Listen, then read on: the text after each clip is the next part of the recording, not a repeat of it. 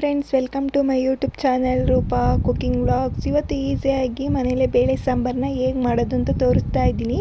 ನಾವು ಯಾವುದೇ ರೀತಿ ಮಾಡಿದ್ರೂ ಬೇಳೆ ಸಾಂಬಾರು ರುಚಿಯಾಗಿ ಬರ್ತಿಲ್ಲ ಅಂತಂದರೆ ಈ ಥರ ಒಂದ್ಸಲ ಟ್ರೈ ಮಾಡಿ ನೋಡಿ. ತುಂಬ ಸಿಂಪಲ್ಲಾಗೆ ಮಾಡ್ಕೊಬೋದು, ಆದರೆ ಕಡಿಮೆ ಇಂಗ್ರೀಡಿಯೆಂಟ್ಸಿಂದ ಟೈಮ್ ಕೂಡ ಸೇವ್ ಆಗುತ್ತೆ. ಯಾವುದೇ ರೀತಿ ತರಕಾರಿ ಏನು ಇಲ್ಲ ಅಂದಾಗ ಈ ಥರ ತೊಗರಿಬೇಳೆ ಸಾಂಬಾರು ಮಾಡ್ಕೊತೀನಿ. ಅದರಲ್ಲೂ ಈ ಸಮ್ಮರ್ಗಂತೂ ಬೆಸ್ಟ್ ರೆಸಿಪಿ ಅಂತ ಹೇಳ್ಬೋದು. ಯಾರು ಬೇಕಾದರೂ ಈ ಥರ ಸಾಂಬಾರನ್ನ ಮಾಡ್ಕೊಬೋದು. ಯಾರಿಗೆಲ್ಲ ಅಡುಗೆ ಮಾಡೋದು ಕಷ್ಟ, ಸಾಂಬಾರು ಮಾಡೋಕ್ಕೆ ಕಷ್ಟ ಅಂತ ಅಂತಿರೋ ಈ ಥರ ತಿಳಿ ಸಾಂಬಾರನ್ನ ಒಂದ್ಸಲ ಟ್ರೈ ಮಾಡಿ ನೋಡಿ. ನಿಜವಾಗ್ಲೂ ಟೇಸ್ಟ್ ಮಾತ್ರ ಸೂಪರಾಗಿರುತ್ತೆ. ಬನ್ನಿ ತಡ ಮಾಡ್ದಲೇ ರೆಸಿಪಿ ಸ್ಟಾರ್ಟ್ ಮಾಡೋಣ. ಹಾಗೆ ಹೊಸದಾಗಿ ಯಾರೆಲ್ಲ ನನ್ನ ಚಾನಲ್ ನೋಡ್ತಿದ್ದೀರಾ ಪ್ಲೀಸ್ ಸಬ್ಸ್ಕ್ರೈಬ್ ಮಾಡ್ಕೊಂಡು ನೋಡಿ, ಸಪೋರ್ಟ್ ಮಾಡಿ. ನಾನಿಲ್ಲಿ ಸಾಂಬಾರು ಮಾಡೋದಕ್ಕೆ ಒಂದು ಬಟ್ಲಷ್ಟು, ಒಂದು ಚಿಕ್ಕ ಬಟ್ಲಲ್ಲಿ ಒಂದು ಬಟ್ಲು ತೊಗರಿಬೇಳೆನ ಒಂದು ಅರ್ಧ ಗಂಟೆ ಮುಂಚೆ ನೆನೆಸಿ ಇಟ್ಕೊಂಡಿದ್ದೀನಿ. ಮತ್ತು ಒಂದು 4 ಟೊಮೊಟೊ, ಒಂದು 2 ಮೀಡಿಯಮ್ ಸೈಜ್ ಈರುಳ್ಳಿ, ಒಂದು ಎಳೆಯಷ್ಟು ಹಸಿ ಕರಿಬೇವಿನ ಸೊಪ್ಪನ್ನ ತೊಗೊಂಡಿದ್ದೀನಿ. ಒಂದು ನೆಲ್ಲಿಕಾಯಿ ಅದರದಷ್ಟು ಹುಣಸೆಹಣ್ಣ ನೆನೆಸಿ ಇಟ್ಕೊಂಡಿದ್ದೀನಿ. ಈಗ ಮೊದಲಿಗೆ ಒಂದು ಕುಕ್ಕರ್ಗೆ ನೆನೆಸಿದ ಬೇಳೆನ ಹಾಕ್ಕೊತಾ ಇದ್ದೀನಿ. ನೀವೇನಾದರೂ ನೆನೆಸಿಲ್ಲ ಅಂತಂದರೆ ಇನ್ಸ್ಟೆಂಟಾಗಿ ಕೂಡ ಬೇಳೆನ ಯೂಸ್ ಮಾಡಿ ಸಾಂಬಾರನ್ನ ಮಾಡ್ಕೊಬೋದು, ಚೆನ್ನಾಗಿರುತ್ತೆ. ಈಗ 2ರಿಂದ 3 ಮೀಡಿಯಮ್ ಸೈಜ್ ಈರುಳ್ಳಿನ ಹಾಕ್ಕೊತಾ ಇದ್ದೀನಿ. ಮತ್ತು ಒಂದು 3ರಿಂದ 4 ಟೊಮೊಟೊನ ಹಾಕ್ಕೊತಾ ಇದ್ದೀನಿ. ಮತ್ತು ಒಂದು ಸ್ವಲ್ಪ ಹಸಿ ಕರಿಬೇವಿನ ಸೊಪ್ಪನ್ನ ಹಾಕ್ಕೊತಾ ಇದ್ದೀನಿ.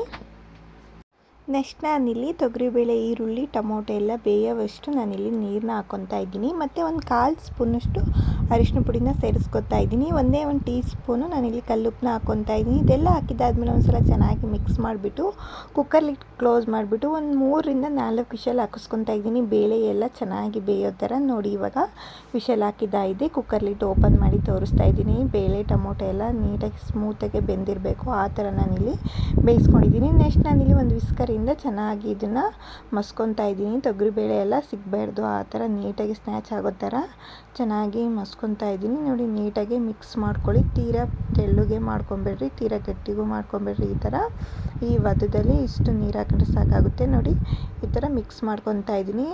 ಈಗ ಸ್ಟವ್ ಮೇಲೆ ಒಂದು ಪಾತ್ರೆ ಇಟ್ಕೊಂಡು ಒಗ್ಗರಣೆ ಹಾಕ್ಕೊಡೋಕ್ಕೆ ಸಾಂಬಾರನ್ನ ಒಂದು 3ರಿಂದ 4 ಸ್ಪೂನ್ ಎಣ್ಣೆ ಹಾಕ್ಕೊಂಡು, ಎಣ್ಣೆ ಚೆನ್ನಾಗಿ ಕಾದ್ಮೇಲೆ ಒಂದು ಅರ್ಧ ಸ್ಪೂನಷ್ಟು ನಾನಿಲ್ಲಿ ಸಾಸಿವೆನ ಹಾಕ್ಕೊತಾ ಇದ್ದೀನಿ. ಸಾಸಿವೆ ಎಲ್ಲ ಚಿಟಪಟ ಆದಮೇಲೆ ಒಂದು 3ರಿಂದ 4 ಬ್ಯಾಡಗೆ ಮೆಣಸಿನ್ಕಾಯಿ, ಒಂದು ಸ್ವಲ್ಪ ಕರಿಬೇವಿನ ಸೊಪ್ಪು, ಒಂದು ಗೆಡ್ಡೆ ನಾನಿಲ್ಲಿ ಜಜ್ಜಿರೋ ಬೆಳ್ಳುಳ್ಳಿನ ಹಾಕ್ಕೊತಾ ಇದ್ದೀನಿ. ಬೆಳ್ಳುಳ್ಳಿ ಮತ್ತು ಮೆಣಸಿನ್ಕಾಯಿ ಎಲ್ಲ ಹಾಕಿದ್ದಾದಮೇಲೆ ಇದು ಜಾಸ್ತಿ ಸೀಲಿಕ್ಕೆ ಬಿಡಬೇಡಿ. ಹಾಕಿ ಒಂದು ನಿಮಿಷ ಅಂದರೆ ರೋಸ್ಟ್ ಆದರೆ ಸಾಕಾಗುತ್ತೆ. ಜಾಸ್ತಿ ಬೆಳ್ಳುಳ್ಳಿ ಸೀಬಾರ್ದು, ಸಾಂಬಾರು ಚೆನ್ನಾಗಿರಲ್ಲ. ಇವಾಗ ನಾನಿಲ್ಲಿ ಆವಾಗಲೇ ತೊಗರಿಬೇಳೆ, ಈರುಳ್ಳಿ, ಟೊಮೊಟೊ ಎಲ್ಲ ಮಸ್ಕೊಂಡು ಇಟ್ಕೊಂಡಿದ್ನಲ್ಲ, ಅದನ್ನು ಆ ಮಿಶ್ರಣನ ನಾನಿಲ್ಲಿ ಸೇರಿಸ್ಕೊತಾ ಇದ್ದೀನಿ. ಇದೆಲ್ಲ ಸೇರಿಸ್ಕೊಂಡಿದ್ದಾದಮೇಲೆ ಒಂದು ಸಲ ಚೆನ್ನಾಗಿ ಮಿಕ್ಸ್ ಮಾಡ್ಕೊತಾ ಇದ್ದೀನಿ. ನೋಡಿ, ತೋರಿಸ್ತಿದ್ನಲ್ಲ, ಈ ಥರ ಚೆನ್ನಾಗಿ ಮಿಕ್ಸ್ ಮಾಡ್ಕೊತಾ ಇದ್ದೀನಿ.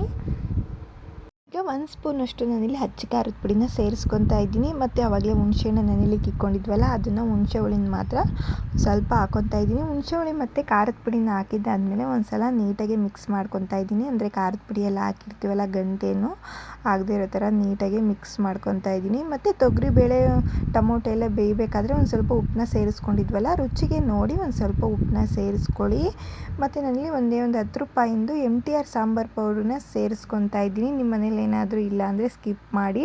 ಇಲ್ಲಾಂದರೆ ಸಾಂಬಾರು ತಿಕ್ನೆಸ್ಸು ಚೆನ್ನಾಗಿ ಬರಬೇಕಂತಂದರೆ ಮಾಮೂಲಿ ತರಕಾರಿ ಸಾಂಬಾರಿಗೆಲ್ಲ ಯೂಸ್ ಮಾಡ್ತೀವಲ್ಲ, ಅದೇ ಧನಿಯದ ಪುಡಿನ ಸೇರಿಸ್ಕೊಳ್ಳಿ. ಇಲ್ಲ ಧನಿಯದ ಪುಡಿ ಸೇರಿಸಲಿಲ್ಲ ಅಂದರೂ ಟೇಸ್ಟು ತುಂಬಾ ಚೆನ್ನಾಗಿರುತ್ತೆ.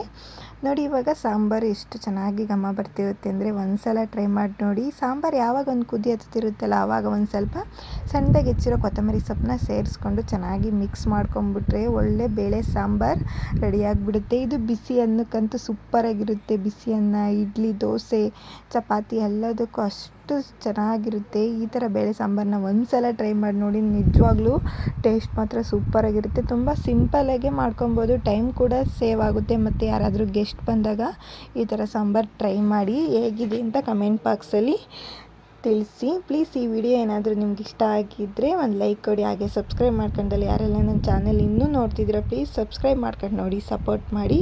Thank you for watching.